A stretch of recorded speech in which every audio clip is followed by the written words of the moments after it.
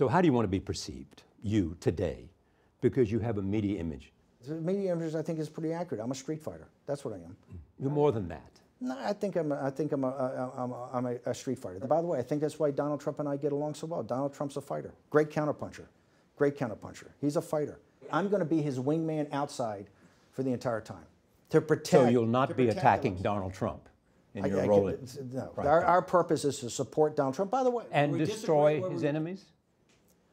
To make sure his enemies know that there's no free shot on goal. By the way, after the Charlottesville situation, that's what I told General Kelly. I was the only guy that came out and tried to defend him. I was the only guy that said, he's talking about something, taking it up to a higher level. Where did this all go? Where does this end? Does it end in taking down the Washington Monument? Does it end in taking down? I tell you where many people suggest it should have gone.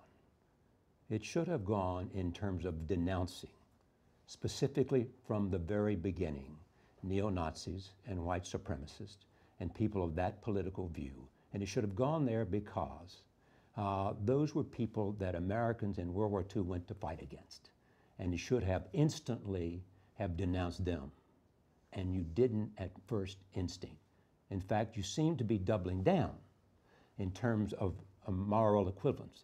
What he was trying to say is that people that support the monument staying there peacefully and people that oppose that, that's the normal course of First Amendment. But he's talking about the neo-Nazis and neo-Confederates and the Klan, who, by the way, are absolutely awful. There's no room in American politics for that. There's no room in American society for that. And all Donald Trump was saying is, where does it end? Does it end in taking down the Washington Monument? Does it end in taking down Mount Rushmore? Does it end in taking Churchill's bust out of the Oval Office? My problem, and I told General Kelly this, when you side with a man, you side with him.